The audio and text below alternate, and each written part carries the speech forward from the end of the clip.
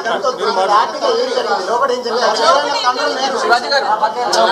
రోజుతో విచారణ ముగిసిందా?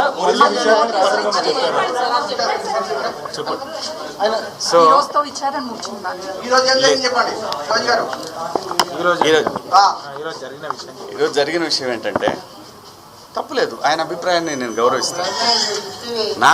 నేను పొరపాటు చేశాననే చెప్తున్నాను. నేను అనవసరంగా సలహాలు ఇచ్చాను. ప్రపంచ వేదికల మీద అలాగా ఈ దేశం పునాదులు ఏర్పడినప్పుడు ఒక కుటుంబ వ్యవస్థ ఉంటుంది.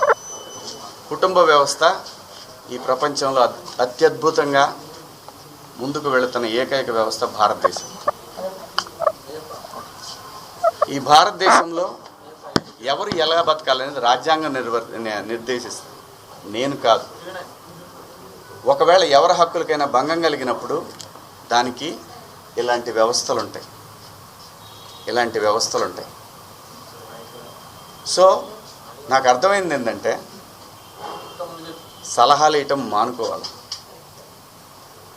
సలహాలు ఇవ్వటం, మంచి మాటలు చెప్పటం మానుకోవాలి. ఎవరిదాడికి తెలుసు. ఇక్కడ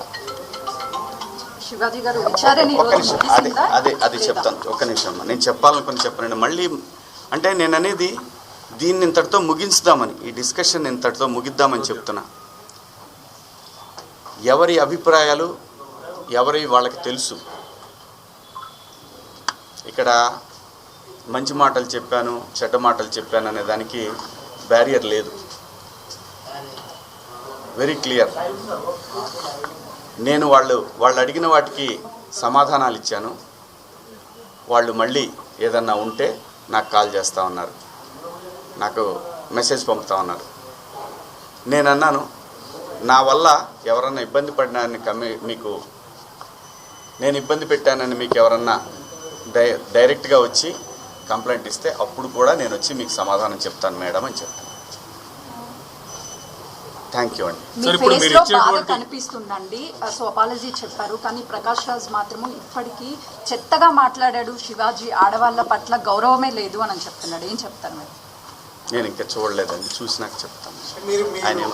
సార్ మీరు ఇచ్చిన ఎక్స్ప్లెనేషన్ తోని ఇప్పుడు ఈ మహిళా కమిషన్ యాక్సెప్ట్ చేశారా సార్? మీ మాటలకి కట్టుబడే ఉన్నారా? కేవలము 2 మాటలే పొరపాటుగా అన్నాను అన్నది మాత్రమే వెనక్కి తీసుకుంటున్నారు. వాళ్ళకి ఏవైతే నచ్చలేదో వాటికి నేను క్షమాపణ చెప్పాను. నేను ఇచ్చిన స్టేట్మెంట్ అలాగే ఉంది కదా, దాన్ని నేను వెనక్కి తీసుకున్నది ఆగుతుందా? కాదు కదా.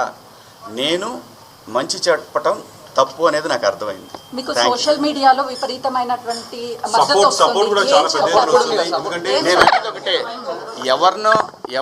ఏమవుతుందంటే ఎవరినో పొగిడే తర్వాత ఇంకో ఎవరినో